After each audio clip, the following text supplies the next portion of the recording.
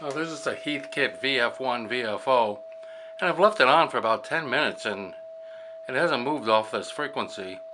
It's not perfectly calibrated. On 80 meters it seems to be pretty good because we're reading 3700 up here and we're about 3709 over here. 40 meters it's a little bit off, but you can see the thing. I don't know what's inside it. I didn't open it up. I had gotten it a few months ago, and I may use it before I sell it to drive a old type of CW rig, homebrew CW rig I've been trying to get working. And you can hear it, the thing doesn't drift. I'm going to give you a hot tip that if you open it up inside, you may, I don't know, maybe the thing's solid state. But I didn't open it up. The thing looks pretty good. You should never hold a soldering iron by its tip like I'm holding it now, because that won't be cool. Get it? It won't be cool. If you plug it in, it won't be cool. So it really sounds really stable. Listen, you've been listening to it here a minute here, and it hasn't moved.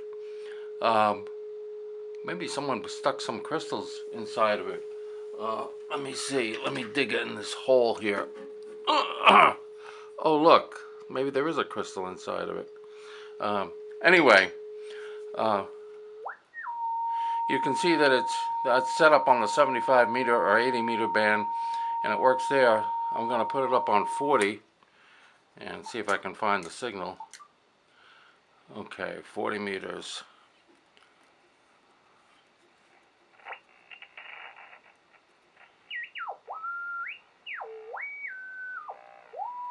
Okay, that's reading around 7.01. It's pretty close. It's pretty close there, but it doesn't get as close as you go further up. I am gonna go further. Well, let's go up to 20 meters, see if we get a signal up there. Okay, 20 meters.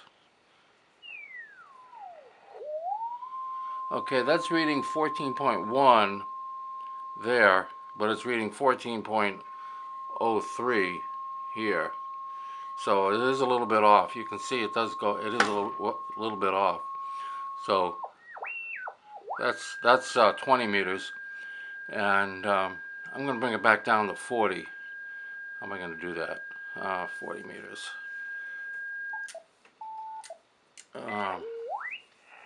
I'm going to just kind of check it up at around 7.1. You can see it's a little bit more off. But the thing was working so good, I didn't want to fool with it. And you can fool with it. Okay. I have it. Let's see where I can find it here.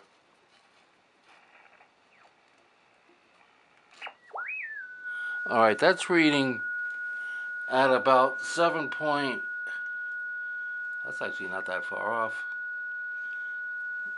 7 point. What happens when you need glasses? So that's around 7.13, and it's reading about 7.15 over here. So, and you can see that it doesn't drift. Something wrong with it.